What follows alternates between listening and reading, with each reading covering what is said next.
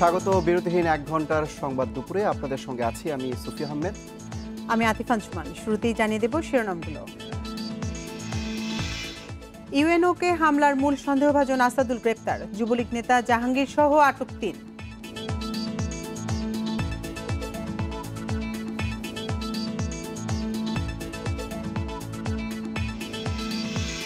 ইউএনওকে হামলাকারীদের ছাড় নয় ঘোষণা স্বরাষ্ট্রমন্ত্রীর, কঠোর শাস্তির আশ্বাস সড়ক মন্ত্রীর।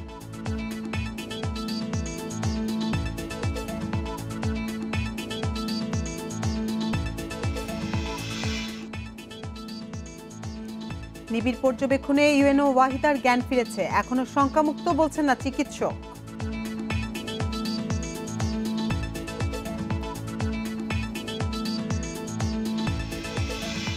শীতে করোনার সংক্রমণ আবারও বাড়ার শঙ্কা বিশেষজ্ঞদের, আগেভাগে প্রস্তুত থাকার তাগিদ।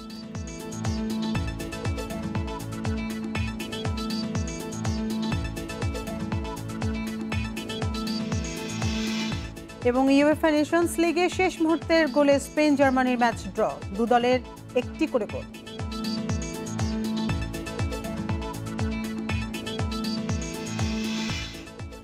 দিনাজপুরে ঘোড়াঘাট উপজেলার নির্বাহী কর্মকর্তা ওয়াহিদা খানমের উপর হামলার ঘটনায় আরও 2 জনকে আটক করা হয়েছে। আটক 2 জন হলেন নৈশপ্রহরী নাহিদ হোসেন পলাশ ও চিংড়া ইউনিয়নের যুবলীগের সভাপতি মাসুদ।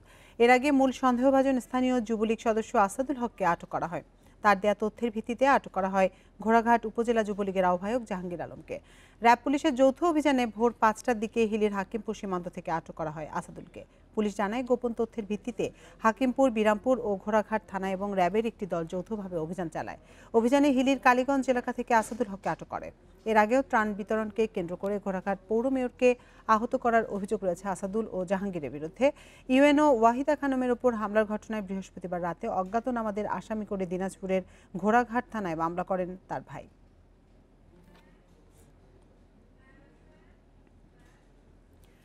এ বিষয়ে বিস্তারিত জানাতে দিনাজপুর ও রংপুর থেকে যোগ দিয়েছেন সহকর্মীরা। শুরুতেই যাচ্ছি দিনাজপুরে, সেখানে আছেন সহকর্মী হাসিবুর রহমান। হাসিবুর, ইউএনওকে হামলার ঘটনায় এ পর্যন্ত কয়জনকে আটক করা হলো, আর ঘটনায় কার সংশ্লিষ্টতার অভিযোগ করা হচ্ছে? আমি এখন পর্যন্ত প্রশাসনিক কর্মকর্তাদের কাছ থেকে যেটুকু তথ্য পেয়েছি তাতে সব মিলিয়ে মোট 4 জনকে আটক করা হয়েছে এবং এর মাঝখানে সন্দেহভাজন যারা রয়েছেন তাদের মধ্যে অন্যতম যিনি প্রধান বলে মনে করা হচ্ছে সেই যুবলীগ নেতাও রয়েছেন, সাথে যুবলীগের কর্মীও রয়েছেন। এরা অবশ্য বিলুপ্ত যুবলীগ কর্মীর নেতাই বলছেন, যারা যে দিনাজপুর জেলা কমিটির নেতৃত্বে আছেন তারা।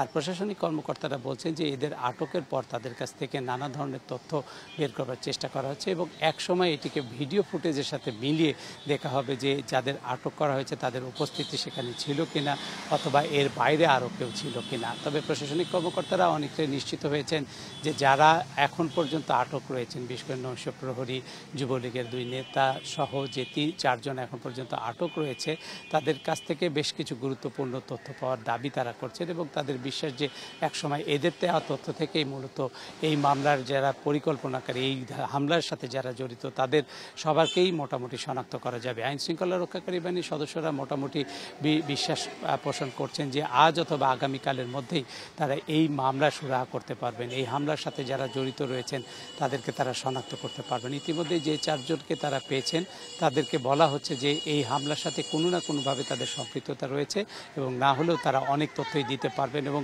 যে তথ্যগুলো তারা এখন পর্যন্ত পেয়েছে তাতে অনেকটাই নিশ্চিত হয়েছে যে এই যে 4 জনকে আটক করা হয়েছে তারা মোটামুটি এই ঘটনার বিষয়গুলো জানে অথবা তাদের সম্পৃক্ততা রয়েছে। অন্যদিকে যে গুরুত্বপূর্ণ যে আসামি রয়েছে বা অভিযুক্ত রয়েছে তার বিষয়ে আমি আজকে কথা বলেছিলাম ঘোড়াঘাট এলাকায়, সেখানে তার রেপুটেশন খুব একটা ভালো নয়। 2 জনের বিরুদ্ধেই নানা ধরনের অভিযোগ রয়েছে। দলের পক্ষ থেকেও যারা নেতৃত্ব দিচ্ছেন যুবলীগের, তারাও বলছেন যে তাদের কর্মকাণ্ড দলকে বিতর্কিত করে ফেলেছে। বিশেষ করে যুবলীগের ওই 2 নেতা মেয়রের উপরে হামলার সাথে জড়িত হবার আগেও বেশ কিছু ঘটনা ঘটিয়েছেন, যেগুলোর সাথে জন্য তাদেরকে নানা ধরনের প্রশ্নের মুখোমুখি হতে হচ্ছে। তবে প্রশাসনিক কর্মকর্তারা দুপুরের পর বিকালের কোনো একটা সময় আজকে যে প্রেস ব্রিফিং করার একটা আভাস দিয়েছেন তা থেকে হয়তো স্পষ্ট হওয়া যাবে যে এই ঘটনার সাথে কারা কীভাবে সম্পৃক্ত রয়েছেন। তবে র্যাব, পুলিশ সহ আইন শৃঙ্খলা রক্ষাকারী বাহিনীর সদস্য যুবলীগের বক্তব্য পেয়েছেন, স্থানীয় সংসদ সদস্যের কোনো বক্তব্য পেয়েছেন কিনা হামলার বিষয়ে? স্থানীয় সংসদ সদস্যের সরাসরি আমার সাথে কথা হয়নি, তবে বিভিন্ন মাধ্যম থেকে আমরা যেটি জানতে পেরেছি তাতে বলা হয়েছে যে স্থানীয় সংসদ সদস্যও এদের কর্মকাণ্ডে বিরক্ত রয়েছেন এবং তিনিও চেষ্টা করছিলেন যে বর্তমান যে কমিটিটি রয়েছে, যেটি বিলুপ্ত বলা হলেও রাজনৈতিকভাবে তারা এখনও নানা ধরনের কর্মকাণ্ডের সাথে সম্পৃক্ত রয়েছেন। উপজেলা যুবলীগের যে কমিটি, সেটির ব্যাপারে তিনি একেবারেই বলা যায় যে নাখোশ। এর বাইরেও আমি কথা বলেছি দিনাজপুর যুবলীগের যারা সভাপতি এবং সম্পাদক রয়েছেন তাদের সাথে কথা বলার চেষ্টা করেছি। সম্পাদক আনোয়ার হোসেন আমাকে যেটি জানিয়েছেন যে এই দুইজন নেতার বাইরে আরও কিছু নেতা বা কর্মী রয়েছেন। ঘোড়াঘাটের যে সংগঠনটি বিলুপ্ত হতে যাচ্ছে উপজেলা কমিটি, তাতে অনেকেই রয়েছেন যাদের কর্মকাণ্ড দলকে বিতর্কিত করেছে এবং এদের দুইজনকে দল থেকে বহিষ্কার করার জন্য বা দলের বিপক্ষে অবস্থান নেওয়ার কারণে তাদের বিরুদ্ধে সাংগঠনিক ব্যবস্থা নেওয়ার জন্য প্রায় 7 থেকে 8 মাস আগে সেন্ট্রাল কমিটিকে অনুরোধ করা হয়েছিল, কিন্তু সেটি এখন পর্যন্ত কার্যকর হয়নি। তিনি খুব স্পষ্ট করে আমাকে বলেছেন তার বিরুদ্ধে চাঁদাবাজির অভিযোগ রয়েছে, তার বিরুদ্ধে নানা ধরনের অনৈতিক কাজের অভিযোগ রয়েছে। আপনি আগের সংবাদে আমাদের যেমনটি জানাচ্ছিলেন যে ঘোড়াঘাট পৌর মেয়রকে আহত করার অভিযোগে আসাদুল এবং জাহাঙ্গীরের বিরুদ্ধে গ্রেপ্তারি পরোয়ানা জারি ছিল, তারপরে পুলিশ তাদেরকে গ্রেপ্তার করেনি। এর কারণটা কি?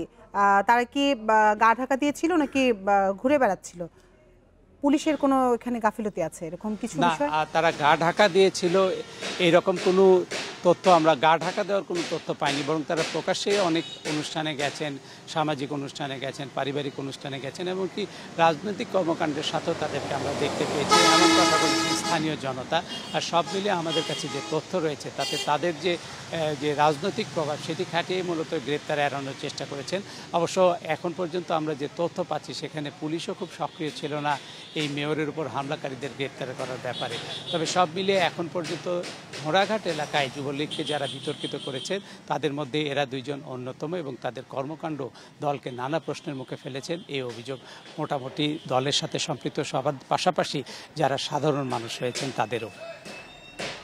হাসিবুর, আপনি সাথেই থাকুন। এবার আমরা যাব রংপুরে, সেখানে আছেন সহকর্মী নজরুল ইসলাম। নজরুল, ওয়াহিদা খানমের উপর হামলার প্রধান আসামি আসাদুল হক ও জাহাঙ্গীর আলমকে প্রাথমিক জিজ্ঞাসাবাদে কি তথ্য মিলেছে, আর বাকি যে দুজনকে আটক করা হয়েছে তাদেরকে কি এখনো রংপুরে নিয়ে এসেছে কিনা? দেখুন, আসলে যাদেরকে আটক করা হয়েছে তাদের বিরুদ্ধে কিন্তু একাধিক অভিযোগ রয়েছে। অপরাধী তাদের বিরুদ্ধে যে বিভিন্ন ধরনের অপরাধ রয়েছে এটি কিন্তু আসলে স্পষ্ট হয়েছে। তবে আপনাকে একটা বিষয় জানিয়ে রাখি যে কিছুক্ষণের মধ্যে কিন্তু এখানে যে সংবাদ সম্মেলন হওয়ার কথা ছিল এটি কিন্তু প্রস্তুতি নেওয়া হয়েছে র্যাবের পক্ষ থেকে। আপনার হাতে দেখতে পাচ্ছেন যে আমার পিছে কিন্তু র্যাবের যে সদর দপ্তর রয়েছে, এই সদর দপ্তরের ভেতরে কিন্তু চেয়ার টেবিল যা আছে সব সাজানো হয়েছে সাংবাদিকদের জন্য। যখনই অর্থাৎ ঢাকা থেকে তাদের মিডিয়া উইংয়ের প্রধান আসবেন সাথে তখনই সেটি সংবাদ সম্মেলন করা হবে বলে জানানো হয়েছে। তবে সব মিলে যেটি জানবার বিষয় আছে যে রংপুরে যে সংবাদ সম্মেলন হওয়ার কথা এটি কিন্তু আসলে কিছুক্ষণের মধ্যে হবে, এটি আসলে বলা হচ্ছে। তবে যে আসামি দুইজনকে আনা হচ্ছে দিনাজপুর থেকে সেটি এখনো এখানে পৌঁছানো হয়নি, তবে কিছুক্ষণের মধ্যে পৌঁছানো হবে বলে এটি আসলে বলা হচ্ছে। তবে আমি একটু আগে যে র্যাবের যিনি এখানকার অর্থাৎ অধিনায়ক তার সঙ্গে কথা হয়েছে, তিনি যেমনটি জানিয়েছেন যে আমরা কিছুক্ষণের মধ্যেই এই সংবাদ সম্মেলনের যে প্রস্তুতি তা নেওয়া হয়েছে এবং সাংবাদিকদের 1 ঘন্টা আগে এটি জানিয়ে দেওয়া হবে যে আসলে কখন সংবাদ সম্মেলনটা হবে, 4টা হবে না 5টা হবে, এটি আসলে তার পক্ষ থেকে জানানো হবে। তবে যাকে আটক করা হয়েছে, যে দুইজনকে পরে আটক করা হয়েছে, দুইজনকে সেখান থেকে আসার পরে এবং যারা আগে আটক করা হয়েছে তারা কিন্তু রংপুরে এখন অবস্থান করছে, এটি আসলে বিশেষ সূত্রে জানা গেছে। তবে যার বিরুদ্ধে অভিযোগ রয়েছে অর্থাৎ যে ঘটনার সাথে জড়িত ওয়াহিদা খাননের যে হামলা করেছে তার উপরে, সেটি আসলে নিয়ে পর্যবেক্ষণ করছেন পুলিশের পক্ষ থেকে এবং র্যাবের পক্ষ থেকে বিভিন্ন আইনশৃঙ্খলা বাহিনী, র্যাব অর্থাৎ সিআইডির একটি টিম। তবে সব মিলে আমরা যেটা জানতে পারছি যে পুলিশ এবং র্যাব সবাই তৎপর রয়েছে আসলে এই ঘটনাটিকে নিয়ে।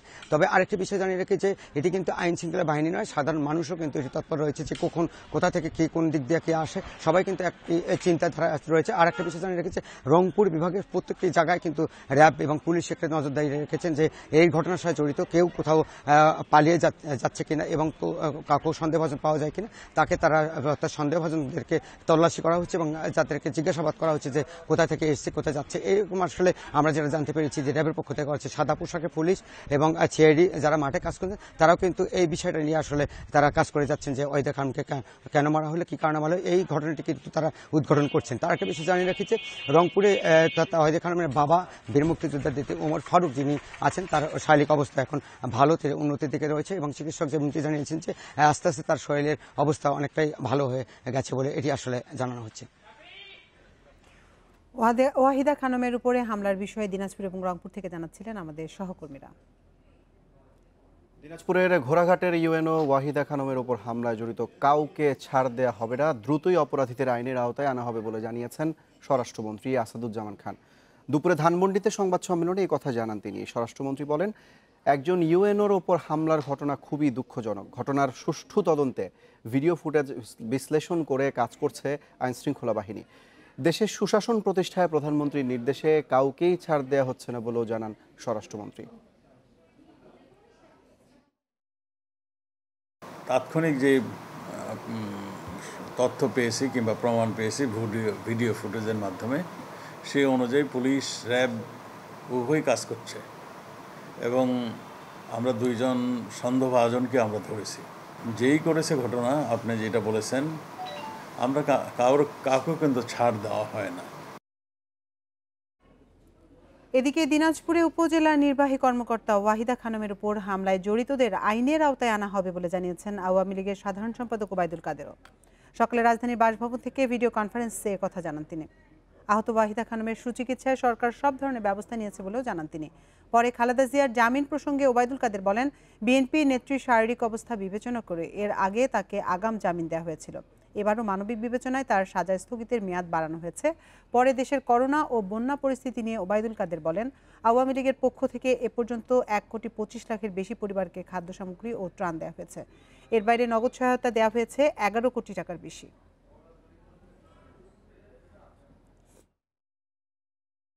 প্রকৃত অপরাধীদের খুঁজে বের করতে আইন শৃঙ্খলা রক্ষাকারী বাহিনী কাজ করে যাচ্ছে। অপরাধী যেই হোক, প্রধানমন্ত্রী স্পষ্টভাবে বলেছেন তাকে আইনের আওতায় এনে দৃষ্টান্তমূলক শাস্তির ব্যবস্থা করতে হবে। রাজধানীর আগারগাঁওয়ে জাতীয় নিউরোসায়েন্স ইনস্টিটিউট ও হাসপাতালের আইসিইউতে থাকা ঘোড়াঘাটের উপজেলা নির্বাহী কর্মকর্তা ওয়াহিদা খানমের জ্ঞান ফিরেছে। তার অবস্থা স্থিতিশীল হলো, শঙ্কামুক্ত নন বলছেন চিকিৎসকরা। বৃহস্পতিবার রাতে সফল অস্ত্রোপচার হয় ওয়াহিদা খানমের।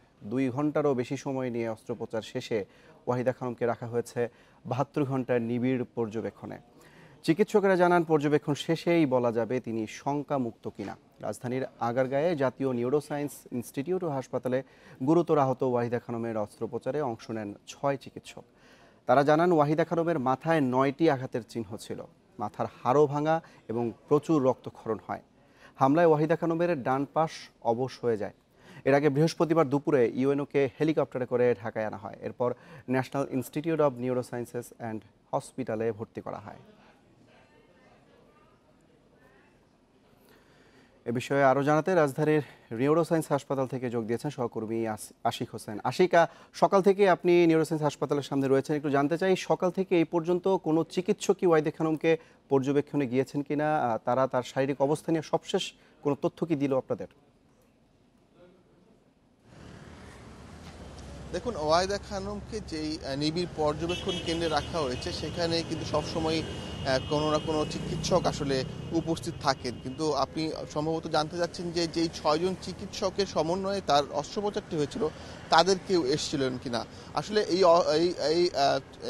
অস্ত্রোপচারটি কিন্তু গভীর রাত পর্যন্ত চলেছে এবং গভীর রাত পর্যন্ত চিকিৎসক যারা ছিলেন তারা কিন্তু এই হাসপাতালেই অবস্থান করেছেন, যার কারণে তারা কিন্তু এখন সকাল ভোরবেলায় তারা আসলে যে যার বাসস্থানে গিয়েছেন এবং তাদের ফিরে আসতে আসতে হয়তো বিকেল বা সন্ধ্যার দিকে হয়তো তাদের কেউ এসে ওয়াহিদা খানমের যে অস্ত্রোপচারের পরবর্তী যে অবস্থা সেই অবস্থাটি হয়তো পর্যবেক্ষণ করবেন। তবে আমাদেরকে হাসপাতাল থেকে যেটি জানানো হয়েছে যে 72 ঘন্টা পর্যন্ত তাকে পর্যবেক্ষণ করা হবে, সবভাবেই আসলে পর্যবেক্ষণ করা হবে যে 72 ঘন্টার পর এই 72 ঘন্টায় তার শারীরিক কি ধরনের পরিবর্তনগুলো হচ্ছে কিংবা এই অস্ত্রোপচারের ফলে তার কি ধরনের উন্নতিগুলো হয়েছে সেটিও কিন্তু পর্যবেক্ষণের মধ্যেই রাখা হয়েছে এবং 24 ঘন্টায় তিনি মূলত যতক্ষণ সময় যাচ্ছে পুরোটা সময় তিনি আসলে পর্যবেক্ষণের মধ্যেই রয়েছেন চিকিৎসকদের। তো আর একটি বিষয় যে আপনি যেটি বলছিলেন যে তার কিন্তু মাথায় 9টি আঘাত রয়েছে এবং এর মধ্যে একটি আঘাত অত্যন্ত গুরুতর। তার মাথার যে খুলি সেটি খুলিটা ভেঙে ভেতরের দিকে চলে যায় এবং অস্ত্রোপচার করে মূলত সেটিকেই বের করে আনা হয়েছে। চিকিৎসকরা বলছেন যে এই ধরনের অস্ত্রোপচারগুলো বিশেষ করে হেড ইনজুরির যেই রোগীরা আসেন তাদের বিষয়গুলো সবসময় আসলে জটিলতা কিন্তু থেকেই যায় এবং এই জটিলতা কিন্তু রাতারাতি আসলে ঠিক হয়ে যাবে এমনটা তারা আশা করেন না। আর ওয়াহিদা খানমকে যেভাবে আঘাত করা হয়েছে তাতে কিন্তু তার মস্তিষ্কের একটি বড় অংশই কিন্তু ক্ষতিগ্রস্ত হয়েছে। তো তার সেরে উঠতে নিঃসন্দেহে অনেক সময় লাগবে, তবে চিকিৎসকরা আশাবাদী যে হয়তো খুব দ্রুততম সময়ে তিনি সেরে উঠবেন। একটি বড় কারণ হচ্ছে যে যেই অবস্থায় গতকাল বিষয়ে জানতে চাই, ওয়াহিদা খানমের জ্ঞান ফেরার পর তার পরিবারের সদস্যদের কারোর সাথে কি কথা হয়েছে কিনা? আপনি কি তার পরিবারের কাউকে কি দেখতে পেয়েছেন? কারোর সাথে কি কথা হয়েছে আপনার?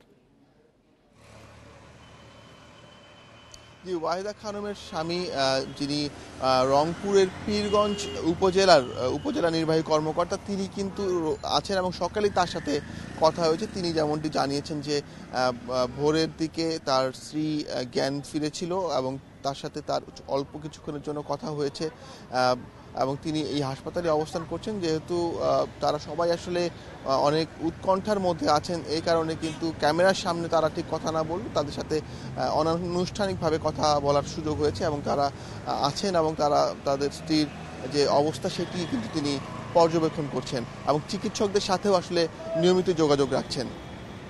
রাজধানী নিউরোসায়েন্স হাসপাতালের সামনে থেকে জানাচ্ছেন সহকর্মী আশিক হোসেন। দিনাজপুরে ঘোড়াঘাটে উপজেলা নির্বাহী কর্মকর্তা ওয়াহিদা খানমের উপর সন্ত্রাসী হামলার প্রতিবাদে এবং জড়িতদের দৃষ্টান্তমূলক শাস্তির দাবিতে মানববন্ধন করেছেন দিনাজপুরের সচেতন সমাজ। দিনাজপুর প্রেস ক্লাবের সামনে আজ সকালে ঘণ্টাব্যাপী মানববন্ধন কর্মসূচি পালন করেছে নাগরিক উদ্যোগের কর্মীরা।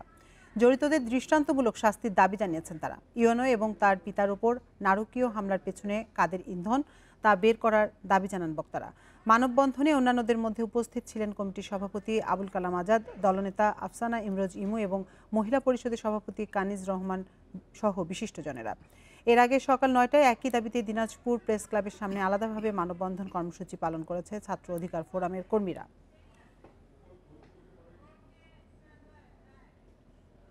এদিকে ওয়াহিদা খানমের উপর হামলার এই ঘটনার জেরে উপজেলা নির্বাহী কর্মকর্তাদের নিরাপত্তা নিশ্চিতে সরকারি নির্দেশনা অনুযায়ী সশস্ত্র আনসার সদস্য মোতায়েন করা হচ্ছে। বৃহস্পতিবার রাতে দিনাজপুর সদর উপজেলা নির্বাহী কর্মকর্তাদের আবাসিক বাসভবনে সশস্ত্র 7 আনসার সদস্য মোতায়েন করা হয়। পরে সরকারি সংশোধিত নির্দেশনা অনুযায়ী সকাল থেকে 4 জন আনসার সদস্য নিয়োগ হয়েছেন। এ পর্যন্ত দিনাজপুরের 13 উপজেলার মধ্যে 10 উপজেলায় নিয়োগ পেয়েছেন 40 আনসার সদস্য।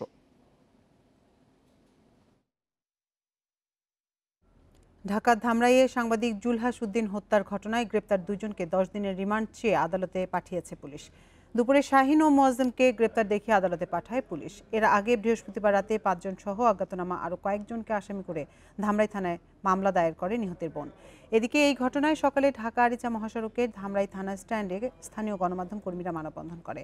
এই ঘটনায় জড়িত বাকি আসামিদের দ্রুত গ্রেপ্তারের দাবি জানিয়ে বক্তারা বলেন, সুষ্ঠু তদন্ত করে দোষীদের দ্রুত শাস্তির আওতায় আনতে হবে। বৃহস্পতিবার দুপুরে ধামরাইয়ের বারোবাড়িয়া বাসস্ট্যান্ড এলাকায় জুলহাসকে কুপিয়ে হত্যা করে দুর্বৃত্তরা। পালিয়ে যাওয়ার সময় হামলাকারীদের আটক করে স্থানীয়রা। পারিবারিক কলহের জেরেই তাকে হত্যা করা হয়েছে বলে জানায় পুলিশ। মন্ত্রিসভার রদবদলের গুঞ্জন উঠেছে আবারও। করোনায় স্বাস্থ্য মন্ত্রণালয় সহ সরকারের বিভিন্ন দপ্তরে কর্মকাণ্ডের সমালোচনার প্রেক্ষিতে এই গুঞ্জন উঠেছে। তবে মন্ত্রণালয় দপ্তর পুনর্গঠন হবে নাকি নতুন কাউকে দায়িত্ব দেওয়া হবে সেটি এখনও চূড়ান্ত নয়। আওয়ামী লীগের কেন্দ্রীয় নেতারা বলছেন, মন্ত্রিসভা পুনর্গঠনের সিদ্ধান্ত সম্পূর্ণ প্রধানমন্ত্রী শেখ হাসিনার এখতিয়ার, তিনি এ ব্যাপারে সিদ্ধান্ত নেবেন। দেশে করোনা সংক্রমণের পর থেকে একের পর এক স্বাস্থ্য খাতের বেহাল দশায় ব্যাপকভাবে সমালোচিত হয় স্বাস্থ্য মন্ত্রণালয়। করোনা রিপোর্ট জালিয়াতিতে জেকেজির ডাক্তার সাবরিনা, আরিফ, রিজেন্টের শাহেদের পাশাপাশি মন্ত্রণালয়ের কয়েক কর্মকর্তার নামও উঠে আসে। এছাড়া মাস্ক কেলেঙ্কারি সহ চিকিৎসা খাতের নানা অব্যবস্থাপনায় বিব্রত হয় সরকার। শাস্তি হিসেবে মন্ত্রণালয়ের কয়েক কর্মকর্তাকে দায়িত্ব থেকে সরিয়ে দেওয়া হয়। পদত্যাগ করেন স্বাস্থ্য অধিদপ্তরের মহাপরিচালক আবুল কালাম আজাদ। এমনকি জাতীয় সংসদে বিরোধী দলের সদস্যরা স্বাস্থ্যমন্ত্রী জাহিদ মালেককে সরিয়ে দেওয়ার দাবি তোলেন। আজকে করোনা সংক্রমণের হার সবচাইতে বেশি শীর্ষে বাংলাদেশ। এদিকে করোনায় আক্রান্ত হয়ে ধর্ম প্রতিমন্ত্রী শেখ মোহাম্মদ আবদুল্লাহর মৃত্যুতে মন্ত্রিশূন্য এ মন্ত্রণালয়, ফলে মন্ত্রিসভায় রদবদলের কথা আলোচিত হচ্ছে। যদিও আওয়ামী লীগের নীতি নির্ধারকরা বলছেন এটি সম্পূর্ণ প্রধানমন্ত্রী শেখ হাসিনার এখতিয়ার। মন্ত্রিসভা তো গণতান্ত্রিক সরকারে যে কোনো সময় বদল হতে পারে, যে কোনো সময় রদবদল হতে পারে, যে কোনো সময় পরিবর্তন হতে পারে, সেটি মাননীয় প্রধানমন্ত্রীর একদমই নিজস্ব এখতিয়ার। চলতি বছরের 13 ফেব্রুয়ারি সর্বশেষ রদবদল হয় মন্ত্রিসভায়। তবে এবার দপ্তর পুনর্গঠন হবে নাকি নতুন কেউ শপথ নেবেন সেটি নিশ্চিত নয়। তার মন্ত্রিপরিষদের ওনার ইসে কে থাকবে কি থাকবে নাকি পরিবর্তন করবে, প্রয়োজন আছে কি না, সে বিষয়গুলো অবশ্যই উনি মানুষকে কিভাবে মানুষের প্রত্যাশা পূরণ করবেন, মানুষকে এবং দেশের কল্যাণে কিভাবে কাজ করবেন, এটা সবটুকুই সাংবিধানিকভাবেই ওনার দায়িত্ব। আমি মনে করি এটা এরকম যদি কোনো হয়, প্রয়োজন হয়, নিশ্চয়ই উনি সেটা বিবেচনায় আনবেন। একাদশ সংসদ নির্বাচনের পর গত বছর 6 জানুয়ারি টানা তৃতীয়বারের মতো আওয়ামী লীগ সভাপতি শেখ হাসিনার নেতৃত্বে 47 সদস্যের মন্ত্রিসভা গঠিত হয়। Ijazur Rahman, Independent News, Dhaka. স্বল্প পাল্লার ডেমো ট্রেন চলাচল করেছে লম্বা দূরত্বে, আর সে কারণেই শুরুর 5 বছরেই ভেস্তে গেছে 654 কোটি টাকার প্রকল্প। তবে যাদের কারণে এই অবস্থা, তাদের বিষয়ে অনুসন্ধান বা ব্যবস্থা নেওয়ার কোনো পরিকল্পনাও নেই রেলমন্ত্রীর। তিনি বলছেন অতীতের ভুল থেকে শিক্ষা নিয়েই এগিয়ে যেতে চায় মন্ত্রণালয়। এ বক্তব্যে দ্বিমত করে বিশেষজ্ঞরা বলছেন দেশের স্বার্থে মন্ত্রী চাইলেই বিষয়টি খতিয়ে দেখতে পারেন। শহরতলির বাসিন্দাদের ঢাকা, চট্টগ্রাম ও নারায়ণগঞ্জের মতো বড় শহরে দ্রুত যাতায়াতে চীন থেকে diesel electric multiple unit demo train আমদানি করে সরকার। ঢাকা নারায়ণগঞ্জের মধ্যে প্রথম চলাচল শুরু হয় 2013 সালের 24 এপ্রিল।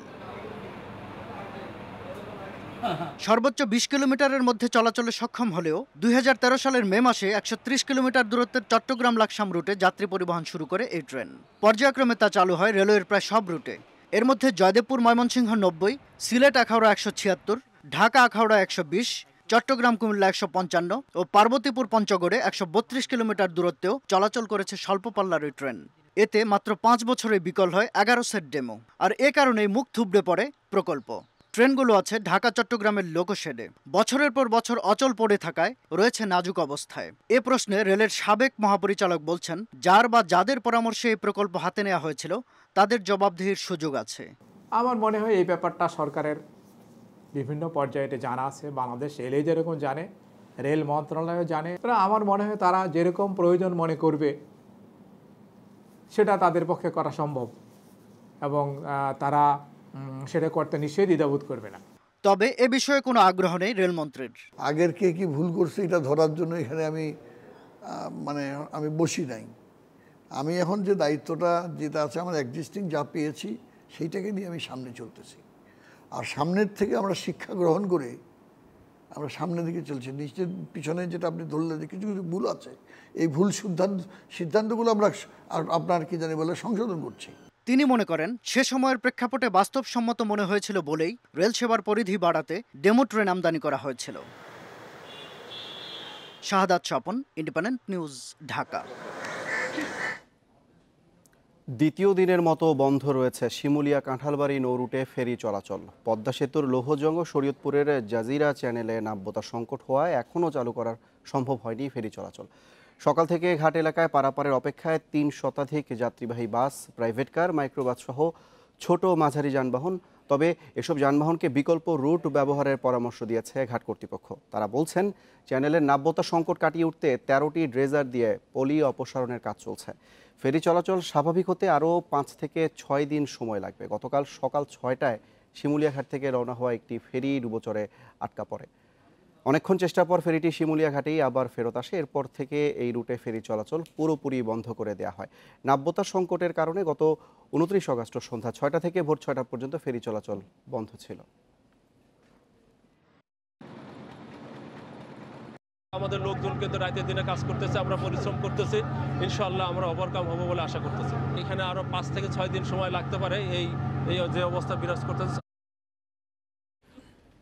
এ বিষয়ে আরও জানাতে কাঁঠালবাড়ি ঘাট এলাকা থেকে যুক্ত হয়েছে সহকর্মী রিপন চন্দ্র মল্লিক। রিপন, এই মুহূর্তে ঘাট এলাকায় কি পরিমাণে যানবাহন রয়েছে? এবং একটি বিষয়, গতকালকে বিআইডব্লিউটিসি যেমনটা জানিয়েছিলেন যে আজকে ছোট ছোট ফেরিগুলো চলাচলের সম্ভাবনা রয়েছে, ছোট ফেরিগুলো কি আজকে চলছে?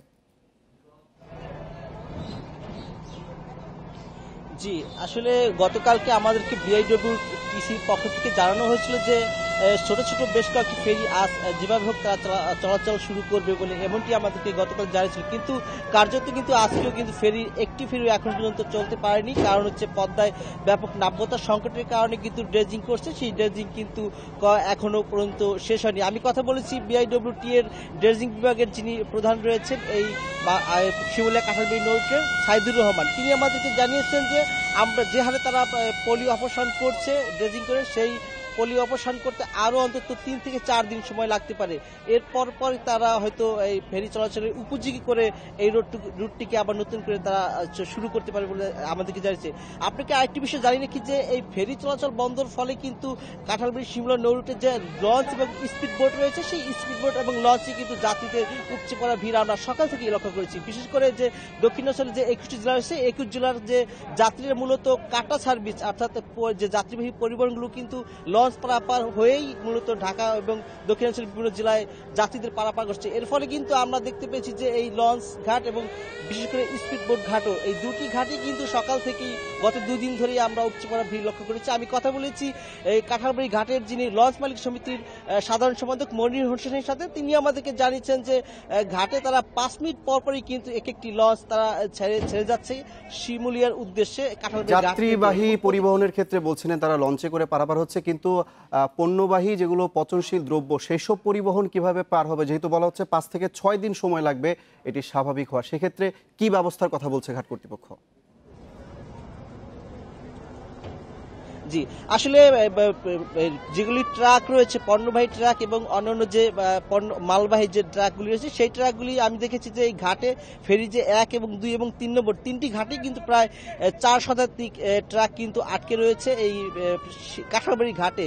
আমি কথা বলেছি বিআইডব্লিউটিসির কাঁঠালবাড়ি ঘাটের যিনি ইনচার্জ আব্দুল আলিমের সাথে। তিনি আমাদেরকে জানিয়েছেন যে মূলত ফেরি যেহেতু চলছে না, এর ফলে এই ঘাটে কিন্তু এখনো অনেক রয়েছে এবং তাদেরকে বিকল্প যে পথটি রয়েছে আরিচা দৌলতদিয়া, সেই পথটি ব্যবহার করার, নৌরুটটি ব্যবহার করতে তারা পরামর্শ দিয়েছেন। আমি কথা বলেছি বেশ কয়েকজন ট্রাক চালকের সাথে, তারা বলেছে যে অনেকেই যারা বেশ কয়েকদিন যে 1 সপ্তাহ আগে যেসব ট্রাক এই ঘাটে এসে পৌঁছেছিল, সেই সকল অনেক ট্রাক কিন্তু কাঁচা মালবাহী যেসব ট্রাক তারা কিন্তু বিকল্প পথ ব্যবহার অলরেডি করার জন্য অনেকেই এই ঘাট ছেড়ে চলে গেছে। এবং এখন যে ট্রাকগুলি রয়েছে সেইগুলিতে কিন্তু আমি কাঁচা মাল ওইভাবে লক্ষ্য করিনি, ম্যাক্সিমাম হচ্ছে বিভিন্ন শুকনো যে গাছ এবং এই যে শুকনো যেমন সিলিন্ডার, গ্যাসের যে খালি সিলিন্ডার রয়েছে, এই সকল সমস্ত ট্রাকগুলি কিন্তু আমি এই ঘাটে আমি অপেক্ষা করতে দেখেছি। এরকম একটা পরিবেশ যে আমরা বলতে পারি যে সকল ট্রাকগুলি এখানে আছে সেগুলি কিন্তু এখন কাঁচামালের ট্রাকগুলি নেই। কারণ হচ্ছে পরবর্তীতে সবশেষ খবর নিয়ে আমাদের সঙ্গে যুক্ত হবেন কাঁঠালবাড়ি এলাকা থেকে যুক্ত ছিল সহকর্মী রিপন চন্দ্র মল্লিক। জামালপুরে এবার বন্যার পানিতে ডুবে মারা গেছে 20 শিশু। গত বছর বন্যায় মৃত্যু হয় 34 জনের। বেশিরভাগ ক্ষেত্রে অভিভাবকদের অসাবধানতা এর জন্য দায়ী। এমন প্রাণহানি ঠেকাতে সচেতনতা বাড়ানোর পাশাপাশি শিশুদের সাঁতার শেখানোর কার্যক্রম নিতে যাচ্ছে জেলা প্রশাসন। জামালপুরের ইসলামপুরের কাছিহারা গ্রামে 1 জুলাই বন্যার পানিতে ডুবে মৃত্যু হয় 2 ভাই বোন আলামিন ও আলপিনার। 2 শিশুকে হারানোর শোকের সঙ্গে অসাবধানতার অপরাধ বোধে ভুগছেন স্বজনরা। আমার খেয়াল ছিল না আমার বাচ্চার কথা, এরকম ভুল কাজ যেন আরো পৃথিবীর বুকে কোনো মা না। জেলা ত্রাণ ও পুনর্বাসন দপ্তর বলছে, ভেলা নিয়ে খেলতে গিয়ে ও গোসলে নেমে ঘটে বেশিরভাগ দুর্ঘটনা।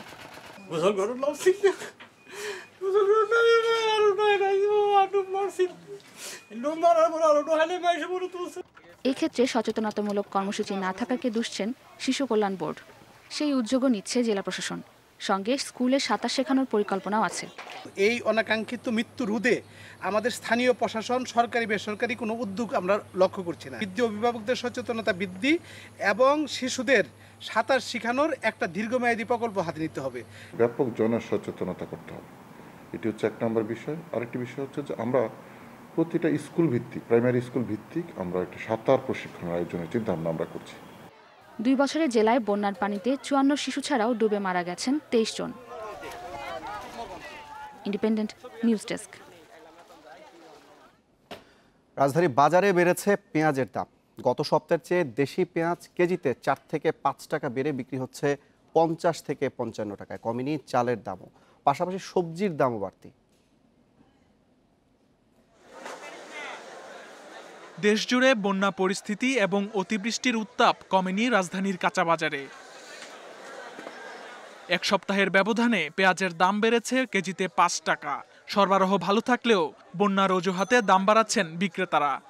গত সপ্তাহে তুলনায় অনেক দাম বাড়ছে, দিন দিন দাম বাড়তেছে, আলু পেঁয়াজ আদা সব কিছুর দাম বাড়তেছে। 3 দিন আগে এটা 200 টাকা পাল্লা নিয়েছি, আজকে 300 টাকা পাল্লা আড়তে চায়। আমরা কি করব, সাধারণ মানুষ, আমাদের আয় কম। ঊর্ধ্বমুখী সবজির দামও। মরিচ বিক্রি হচ্ছে 200 থেকে 240 টাকায়। কেজি প্রতি 60 টাকার উপরে বিক্রি করা হচ্ছে টমেটো, বেগুন, কাঁকরোল। আর শীতের আগাম সবজি শিমের কেজি 160 টাকা। ব্যবসায়ীরা বলছেন এখনও বন্যার পানি থাকায় নতুন করে চাষ করা যাচ্ছে না সবজি। কাঁচা তরকারি যদি আমাদের 70 টাকা 80 টাকা কিনে খেতে হয়, আমরা এভাবে চলবো কিভাবে সাধারণ পাবলিক? গত সপ্তাহে এই সপ্তাহে দাম বেশি, মিষ্টি কুমড়ার দাম বেশি, লতির দাম বেশি, বটবটি আছে, পটল আছে। বন্যায় তলায় গেছে, করছে, এই জন্য দাম বেশি রায়। কমেনি চালের দামও।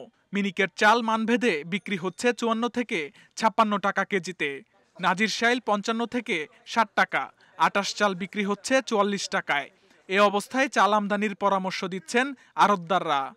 মোটা চালের ক্রাইসিস, মোটা চাল পাওয়া যাচ্ছে না। মোটা চাল পাইলেও 41-42 টাকা কিনে লাগে। প্রত্যেকটা বছরেই ইম্পোর্ট করলে চালের দামটা কম থাকে।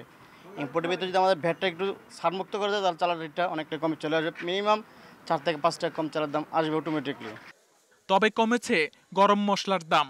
জিরা কেজিতে 40 টাকা কমে বিক্রি হচ্ছে 300 থেকে 350 টাকায়। Shamim Ahmed, independent News, Dhaka. করোনায় রিকন্ডিশন গাড়ি বিক্রি অর্ধেকে নামলেও জমজমাট মার্সিডিজ বেঞ্জ, বিএমডাব্লিউর মতো বিলাসবহুল গাড়ি বেচাকেনা। কোনো কোনো ব্র্যান্ডের বিক্রি বেড়েছে, আবার কোনো ব্র্যান্ডের বিক্রি স্বাভাবিক, কমেনি খুব একটা। অত্যাধুনিক প্রযুক্তি ও মডেলের গাড়ি আমদানি হচ্ছে সমানতালে। জার্মান কোম্পানি ভক্সওয়াগন গ্রুপের বিলাসবহুল ব্র্যান্ড পোরশে গত বছরের শেষের দিকে সম্পূর্ণ বৈদ্যুতিক গাড়ি টাইকান 4S বাজারে আনে পোরশে। লাল রঙের নজরকাড়া এই গাড়িটি এখন চলছে ঢাকার রাস্তায়, ইউরোপে যার দাম অন্তত $1,00,000। সপ্তাহখানেক আগে গাড়িটি বিক্রি করেছে কার হাউস ইম্পোর্টস। সপ্তাহের ব্যবধানে একই প্রতিষ্ঠান থেকে বিক্রি হয়েছে রেঞ্জ রোভার ব্র্যান্ডের এই বিলাসবহুল গাড়িটিও। নিরাপত্তার অজুহাতে ক্রেতার তথ্য জানাতে রাজি হয়নি বিক্রেতা প্রতিষ্ঠান। করোনার মধ্যেই তেজগাঁয়ে প্রোগ্রেস মোটরস ইম্পোর্ট লিমিটেডের শোরুমে যুক্ত হয়েছে অডি A6 ব্র্যান্ডের এই গাড়িটি, যার দাম 1,18,00,000 টাকা। যারা আমাদের ক্লায়েন্ট বেসিক্যালি, তারা সাধারণত হয়তোবা সিচুয়েশন খারাপের কারণে তাদের হয়তো একটা গ্যাপ হচ্ছে, বাট গ্যাপটা আবার তারা কাভারও দিচ্ছে। ইকোনমি ভালো হচ্ছে, আস্তে আস্তে তো দাঁড়াচ্ছে, মার্কেট দাঁড়াচ্ছে বাংলাদেশের।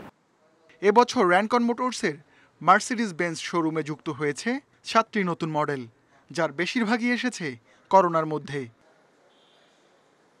লকডাউন উঠে যাওয়ার পর জুলাইয়ে 8টি বিএমডাব্লিউ বিক্রি করেছে এক্সিকিউটিভ মোটরস। গত মাসে অনলাইনে নতুন মডেলের একটি গাড়িও উদ্বোধন করেছে প্রতিষ্ঠানটি। অর্থনীতিবিদরা বলছেন করোনার আঘাতে সবার আয় সমানভাবে কমেনি। বিলাসবহুল পণ্যের এমন চাহিদায় অর্থনৈতিক বৈষম্যের ইঙ্গিতও দিচ্ছেন তারা। যাদের হাতের টাকা অনেক আছে তারা কিন্তু এই কোভিডে সেইভাবে বিপর্যস্ত হয়নি। যারা বিভিন্নভাবে ব্যাপক আয় করে থাকে, সেটা সৎপথে হতে পারে, অসৎপথেও হতে পারে, তারা কিন্তু তাদের জীবনযাত্রার মান ধরে রাখার চেষ্টা করছে। আমাদের পলিসি প্যাকেজগুলো আছে, সেখানেও তাহলে এখন চিন্তা করতে হবে যে আমরা কিভাবে আরো বেশি সাধারণ মানুষের পক্ষে আমরা এই নীতিগত অবস্থানগুলোকে নিতে পারি। ব্যবসায়ীরা জানান বিলাসবহুল এসব গাড়ির আমদানি খরচ তেমন কমেনি, তবে অনেকে কম লাভে গাড়ি বিক্রি করায় দাম কিছুটা কমেছে। Ruhul Amin, independent News, Dhaka. 50 বছরের মধ্যে প্রথমবারের মতো ঢাকা ওয়াসার পানির উৎপাদন ক্ষমতা চাহিদার তুলনায় বেশি হয়েছে। বর্তমানে দৈনিক উৎপাদন হচ্ছে 265 কোটি লিটার, যেখানে চাহিদা 240 থেকে 250 কোটি লিটার। 2024 সালের মধ্যে নগরীতে টেকসই ও গণমুখী পানি ব্যবস্থাপনা নিশ্চিত হবে বলে জানিয়েছেন সংস্থাটির পরিচালক তাকসিম এ খান। পদ্মা যশোলদিয়া পানি শোধনাগার প্রকল্প। নদীর উৎস থেকে দৈনিক 45 কোটি লিটার পানি পরিশোধনের ক্ষমতা রয়েছে এই শোধনাগারের। নেটওয়ার্কিংয়ের কাজ শেষ না হওয়ায় এখন সরবরাহ হচ্ছে 22.5 কোটি লিটার।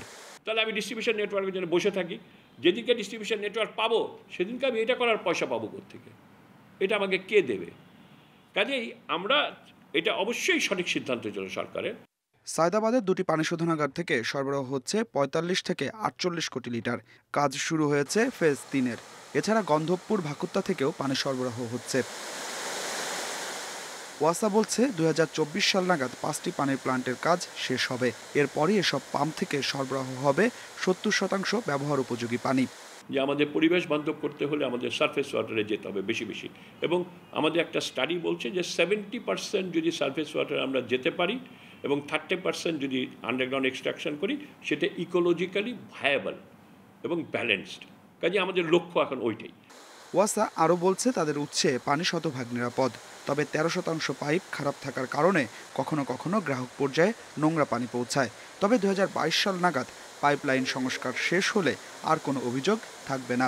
21-22 সালের মধ্যে আমাদের পানি আলহামদুলিল্লাহ আমরা দোরগোড়ায় পর্যন্ত পৌঁছাতে পারবো, যেটা কন্টামিনেশন ফ্রি। এরপরে আপনার ট্যাঙ্কটা আপনি যদি পরিষ্কার করেন তাহলে আপনি ট্যাপ ওয়াটার খেতে পারবেন। আপনি কিন্তু গোসল করার পানি ফুটাচ্ছেন না, কাপড় ধোয়ার পানিটা কিন্তু ফুটাচ্ছেন না। তাহলে আপনি 100 লিটার যে ব্যবহার করেন বাথরুমে যাওয়ার থেকে সব আপনার, এই 100-র মধ্যে আপনি খান কতটুকু জানেন? 3 লিটার 4 লিটার। এদিকে একটি সুয়ারেজ মাস্টার প্ল্যান প্রণয়ন করেছে ঢাকা ওয়াসা। 2027 সাল নাগাদ 5টি পয়ঃশোধনাগার নির্মাণ করে ঢাকার শতভাগ পয় সুবিধা নিশ্চিত করতে চায় সংস্থাটি। যে ঢাকা শহরে কোনো সোয়ার ইতস্ত বিক্ষিপ্ত কোথাও যাচ্ছে না, বুড়িগঙ্গা শীতলক্ষা নদীতে পড়ার কোনো স্কোপ নাই, যদি মানুষ নিজে না ফেলে দিয়ে থাকে, কারণ সবই একটা নেটওয়ার্কের আন্ডারে আসা। এই মাস্টার প্ল্যান আমরা এখন ইমপ্লিমেন্ট শুরু করেছি। সুয়ারেজ যদিও 2030 সালের মধ্যে আমরা অ্যাম্বিশাস প্রোগ্রাম নিয়ে বসে আছি, ইনশাল্লাহ আমরা 2027 সালের মধ্যে চাচ্ছি যে আমাদের সুয়ারেজ ট্রিটমেন্টগুলো যদি শেষ হয়ে যায়। বর্তমানে পানি সরবরাহ ও পয় নিষ্কাশনের সেবাদানের পাশাপাশি ড্রেনেজ ব্যবস্থার আংশিক দায়িত্ব পালন করছে ঢাকা ওয়াসা। Adilur Rahman, Independent News, Dhaka. বিশ্বে আবারও বেড়েছে করোনায় সংক্রমণ ও মৃত্যু। 24 ঘন্টায় প্রাণ গেছে প্রায় 6,000-এর। নতুন শনাক্ত 2,88,000-এর বেশি। এর মধ্যে সর্বোচ্চ 84,000-এর বেশি শনাক্ত হয়েছে ভারতে। বিশ্বে আক্রান্ত 2,64,00,000-এর বেশি, আর প্রাণহানি ছাড়িয়েছে 8,73,000। অ্যামনেস্টি ইন্টারন্যাশনালের হিসেবে করোনায় প্রাণ গেছে 7,000-এর বেশি স্বাস্থ্যকর্মীর। করোনা সংক্রমণ ও প্রাণহানির দিক থেকে বিশ্বে তৃতীয় আর দক্ষিণ এশিয়ায় শীর্ষ স্থানে রয়েছে ভারত। প্রায় 1 মাস ধরে দৈনিক সর্বোচ্চ শনাক্তের রেকর্ড হয়ে আসছে দেশটিতে। বৃহস্পতিবারও 84,000-এর বেশি সংক্রমিত হয়েছে ভারতে। দেশটিতে আক্রান্তের সংখ্যা 39 লাখের বেশি। নতুন করে 1083 জন নিয়ে দেশটিতে মোট প্রাণহানি 68,500 ছাড়িয়েছে। এরপরও পরিস্থিতি নিয়ন্ত্রণে রয়েছে বলে দাবি করেছেন ভারতের প্রধানমন্ত্রী নরেন্দ্র মোদী। সংক্রমণ রোধ ও আক্রান্তদের সঠিক চিকিৎসা দিতে সরকার সব ধরনের পদক্ষেপ নিয়েছে বলে জানান তিনি। একদিনে সবচেয়ে বেশি প্রায় 1100 জনের প্রাণ গেছে যুক্তরাষ্ট্রে। দেশটিতে প্রাণহানি ছাড়িয়েছে 1,91,000। নতুন করে ভাইরাস মিলেছে 44,000-এরও বেশি মানুষের দেহে। এরপরও কড়াকড়ি শিথিল করতে শুরু করেছে বিভিন্ন রাজ্য। লাস ভেগাসে খুলে দেওয়া হয়েছে বেশ কিছু হোটেল, রেস্তোরাঁ। সংক্রমণ রোধে 1 অক্টোবর পর্যন্ত জরুরি অবস্থার মেয়াদ বাড়িয়েছে মিশিগান সরকার। বুধবারের তুলনায় ব্রাজিলে কমেছে একদিনে প্রাণহানি। বৃহস্পতিবার দেশটিতে মৃত্যু হয়েছে 830 জনের। এ নিয়ে দেশটির মোট প্রাণহানি 1,24,000 ছাড়িয়েছে। প্রায় 45,000 নতুন রোগী নিয়ে দেশটিতে আক্রান্তের সংখ্যা 40 লাখের বেশি। এদিকে ভ্যাকসিন নিয়ে আবারও সমালোচনায় পড়েছেন ব্রাজিলের প্রেসিডেন্ট বলসোনারো। বৈজ্ঞানিকভাবে পরীক্ষিত হলেও ব্রাজিলে ভ্যাকসিন অনুমোদন দিতে তাকে আরও কয়েক ধাপ পরীক্ষার মধ্য দিয়ে যেতে হবে বলে জানিয়েছেন তিনি। অস্ট্রেলিয়ায় ভিক্টোরিয়া রাজ্যে বৃহস্পতিবার 59 জনের মৃত্যু হয়েছে। এই সংখ্যা দেশটিতে একদিনে সর্বোচ্চ। সংক্রমণ রোধে 17 ডিসেম্বর পর্যন্ত ভ্রমণ নিষেধাজ্ঞা দিয়েছে অস্ট্রেলিয়া সরকার। এদিকে নিউজিল্যান্ডে সংক্রমণ কমলেও শিথিল হয়নি কড়াকড়ি। চলতি মাসের মাঝামাঝি পর্যন্ত তা বহাল থাকবে বলে জানিয়েছে দেশটির সরকার। এদিকে মধ্যপ্রাচ্যে করোনায় মোট প্রাণহানি 50,000 ছাড়িয়েছে। করোনা সংক্রমণ বেড়েছে সিরিয়ার উত্তর পূর্ব অঞ্চলে। আন্তর্জাতিক মানবাধিকার সংস্থা অ্যামনেস্টি ইন্টারন্যাশনাল জানিয়েছে এ পর্যন্ত বিশ্বে 7,000-এরও বেশি স্বাস্থ্যকর্মীর মৃত্যু হয়েছে, যার মধ্যে সবচেয়ে বেশি প্রাণ গেছে মেক্সিকোতে। নুরে জান্নাত, ইন্ডিপেন্ডেন্ট নিউজ। যুক্তরাষ্ট্রে প্রেসিডেন্ট নির্বাচনের আগেই করোনার ভ্যাকসিন দেওয়া শুরু হচ্ছে।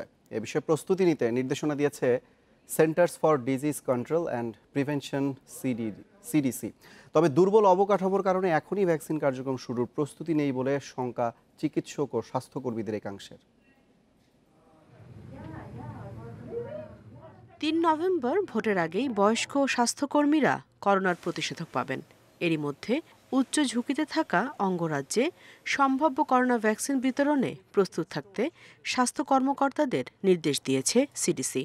তবে বিশ্লেষকরা বলছেন, করোনা নিয়ে নানা বিতর্কের জন্ম দেয়া ট্রাম্প নির্বাচনে তুরুপের তাস হিসেবে ভ্যাকসিনকে ব্যবহার করতে চাইছেন।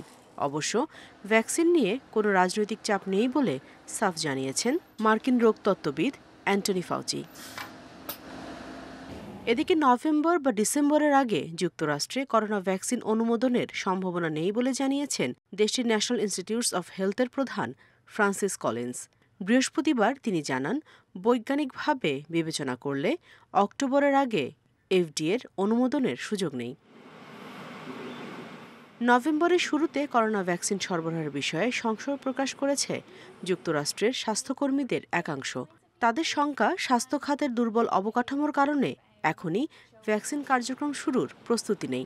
এফডিএর পরিকল্পনা বাস্তবায়ন নিয়ে সন্দিহান অনেক বিশেষজ্ঞ। করোনা ইস্যুতে এর আগে এফিডের বেশ কিছু পদক্ষেপ সমালোচনার জন্ম দিয়েছে। বিশেষ করে হাইড্রক্সিক্লোরোকুইনের অনুমোদন ও প্লাজমা থেরাপি নিয়ে ভূমিকার পর জনগণের আস্থাহীনতা স্বাভাবিক। ভ্যাকসিন সরবরাহ করে এবং এর কার্যকারিতা নিয়ে স্পষ্ট তথ্য জানতে চাই আমরা। অক্সফোর্ড, মডার্না ও বায়োএনটেক ভ্যাকসিনের চূড়ান্ত ধাপের পরীক্ষা চলছে যুক্তরাষ্ট্রে।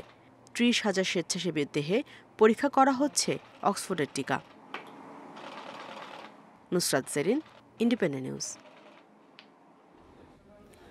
মেসি বার্সেলোনা ছাড়ছেন নাকি থাকছেন, এ নিয়ে কাটছেই না ধোঁয়াশা। শেষ পর্যন্ত বার্সাতেই থেকে যাবেন এলামটেন, দাবি ইউরোপিয়ান ও স্প্যানিশ গণমাধ্যমের।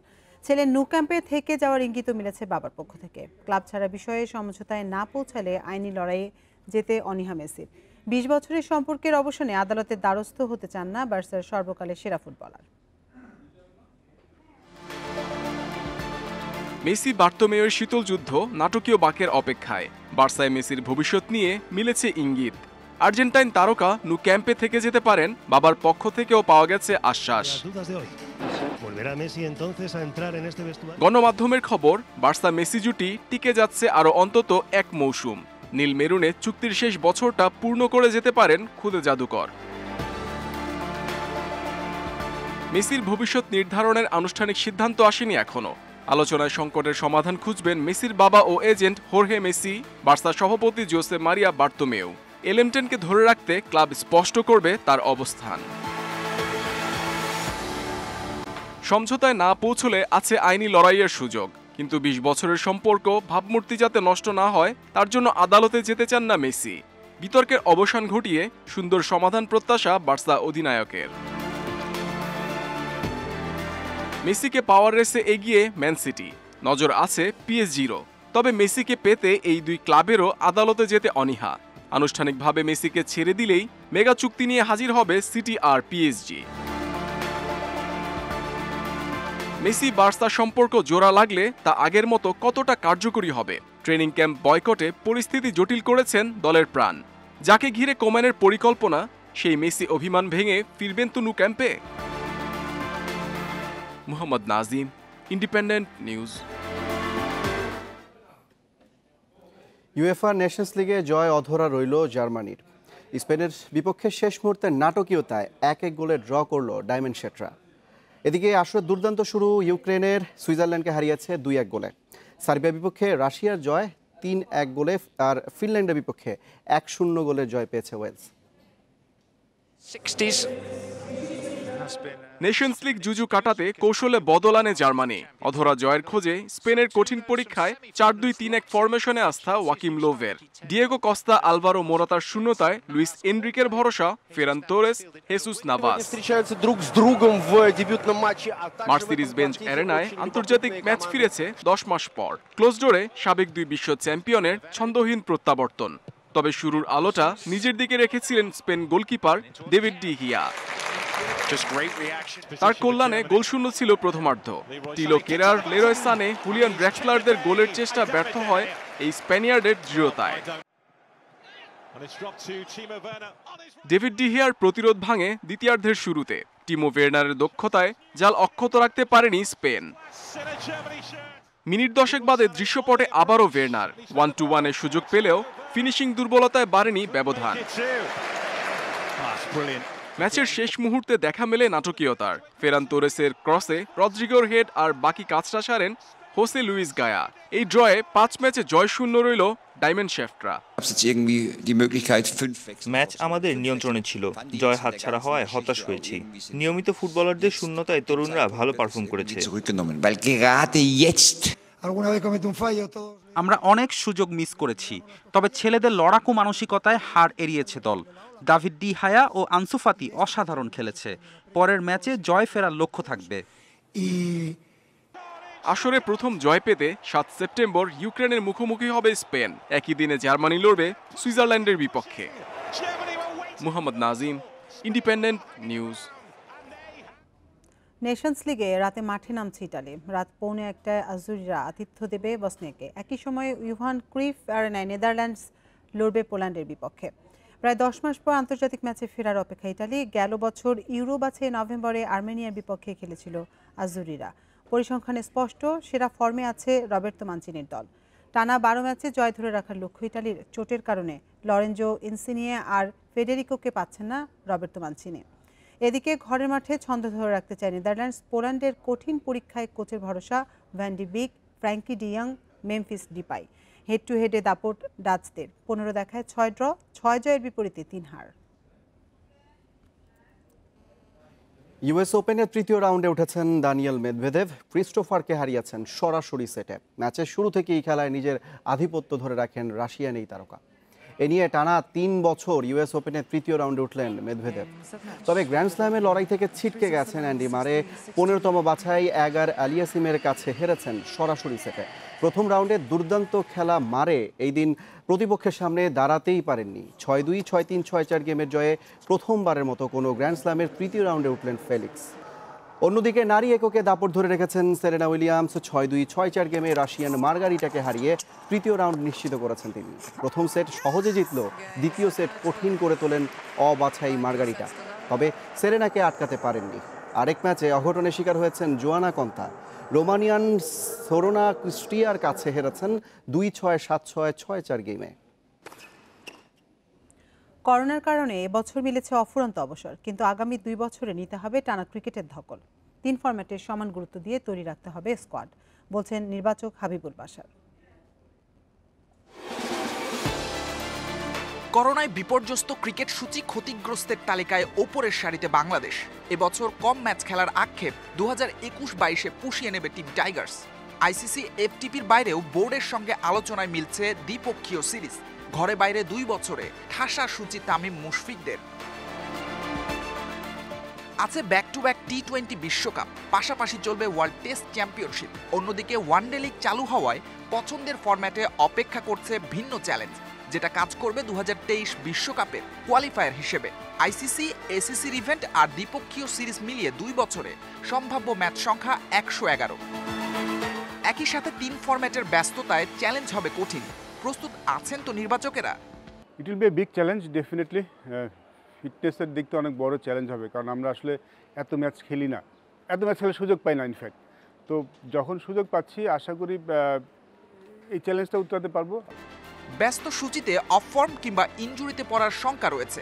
এ কারণে পর্যাপ্ত ব্যাকআপ রাখা জরুরি। নির্বাচকদের চিন্তাটাও সেখানে। এই 2 বছর সবাইকে 3 ফরম্যাটটা কিন্তু আমরা খেলাতে পারবো না, তাহলে সবাইকে আমরা সুস্থ অবস্থায় পাবো না। হয়তো কোনো গুরুত্বপূর্ণ কম্পিটিশন যখন খেলতে যাব, স্পেশালাইজ ক্রিয়েট করা, টি-20 স্পেশালাইজ, টেস্ট স্পেশালাইজ, এরকম 2টা যদি আমরা করতে পারি কয়েকজনের ক্ষেত্রে, সবার ক্ষেত্রে না হলেও অ্যাটলিস্ট 6-7 জন করে ফেলতে পারি, তাহলে এটা কাজে দেবে। টানা খেলার চাপ নিতে ফিটনেসে ছাড় নেই, ইনজুরি ম্যানেজমেন্টেও থাকবে বাড়তি গুরুত্ব। সেটা ঠিকঠাক হলে অন্তত দল গঠনে কমবে অস্বস্তি। সাইদ সাদি, ইন্ডিপেন্ডেন্ট নিউজ। এই ছিল 1 ঘন্টা বিরতিহীন সংবাদ দুপুরে। ইন্ডিপেন্ডেন্ট টেলিভিশনের সব খবর আরও বিস্তারিত জানতে চোখ রাখুন ফেসবুক, ইউটিউব, টুইটারে। এতক্ষণ সাথে থাকার জন্য ধন্যবাদ সবাইকে।